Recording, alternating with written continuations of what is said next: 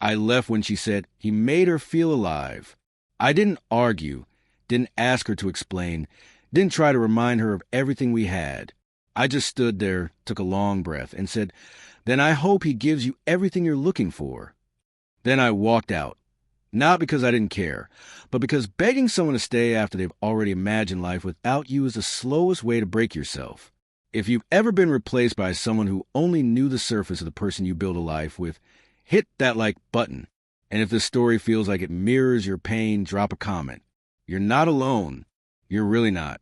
My name is Daniel. And for almost 6 years, I loved a woman named Brooke. We met the quiet way.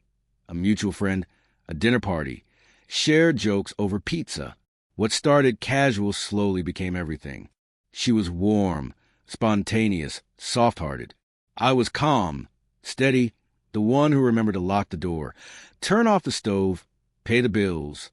We worked not because it was easy, but because we both showed up for each other.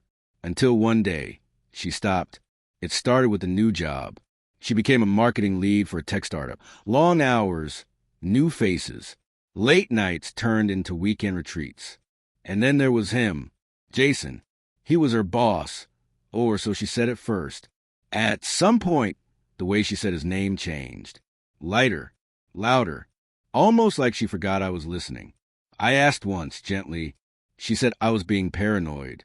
Said she was just excited about this new phase of life. But she'd stopped reaching for my hand in the car, stopped waiting up for me at night. Then one evening, she sat across from me at our kitchen table, the one we bought together from that second-hand shop, and said the words I can still hear like they were etched into the walls. He makes me feel alive, like I'd been the death of her, like I was a cage, not a home. I didn't fight, didn't cry.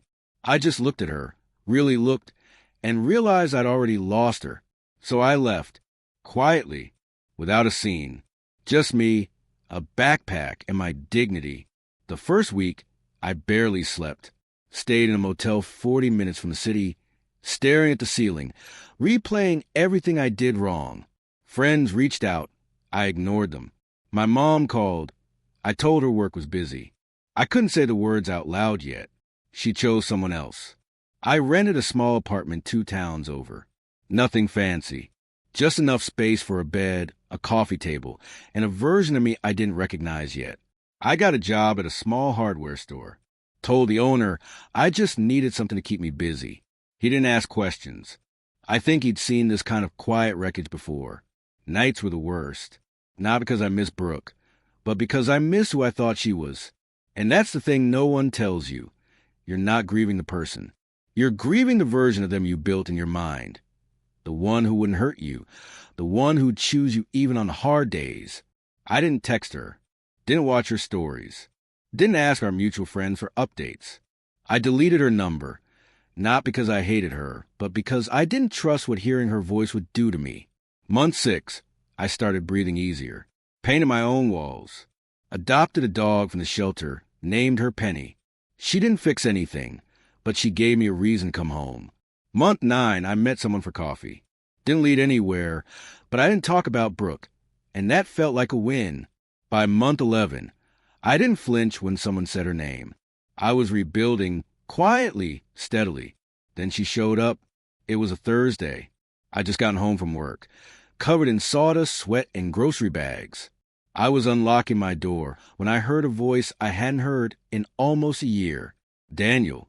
I turned, and there she was, Brooke. Same face, but smaller.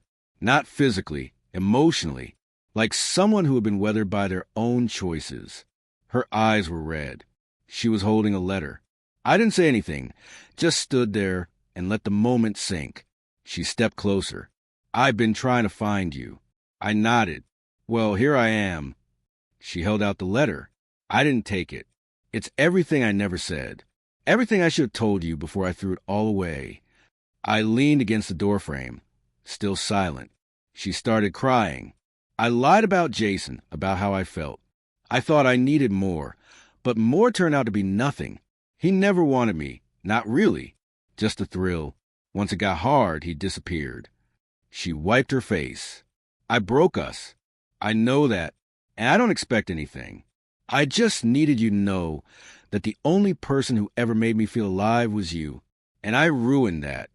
For a second, I felt the old ache.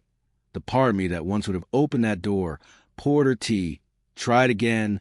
But that version of me, he was gone. I looked at her, the woman I once planned to marry, and said, "You didn't ruin us, Brooke. You ruined you." She looked down. "I'm sorry," she whispered. I nodded. "I hope you heal." "I really do. But I'm not yours anymore." She cried harder. I didn't reach for her. That wasn't my job anymore. She left quietly, just like I had 11 months ago. I walked inside, set the groceries down, and sat on the floor next to Penny. My chest hurt, but not because I wanted her back. It hurt because the last thread was finally cut. And in that space, there was nothing left but peace. If someone ever tells you they found more outside of what you built, let them go. Don't chase. Don't beg. Just walk away. Because if you're lucky, you'll find something better than answers.